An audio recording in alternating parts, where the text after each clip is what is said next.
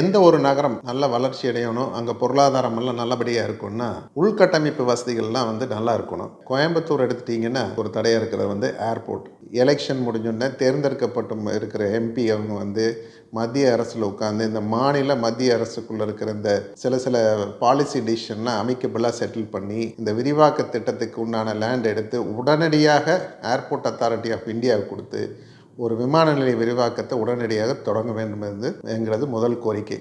2வது கோரிக்கை, இப்போ இருக்கிற ரன்வே ஃபெசிலிட்டியை வச்சுட்டு A321 ஃப்ளைட் தினம்தோறும் சிங்கப்பூருக்கு ஒரு ஃப்ளைட்டும் துபாய்க்கு ஒரு ஃப்ளைட்டு கொடுத்தா உலக அளவில் 24 மணி நேரத்தில் எந்த மூளைக்கு வேணாலும் நம்ம போயிடலாம் வரலாம். அந்த மாதிரி ஒரு வசதி இருக்குது. இந்த மாதிரி விரிவாக்க திட்டத்திலையும் இந்த உடனடியாக இந்த 2 ஃப்ளைட்டையும் போட்டால் நேரடியாக வர கோயம்புத்தூருக்கு இப்போ வந்திருக்கிற ஐடி இண்டஸ்ட்ரீஸுக்கு ஒரு நல்ல பூம் வரும். உள்கட்டமைப்புங்கிறது தான் முதன்மையானது. அதை கண்டிப்பாக தேர்ந்தெடுக்கப்பட்ட எம்பி செய்வார்னு நம்பிக்கை இருக்குது.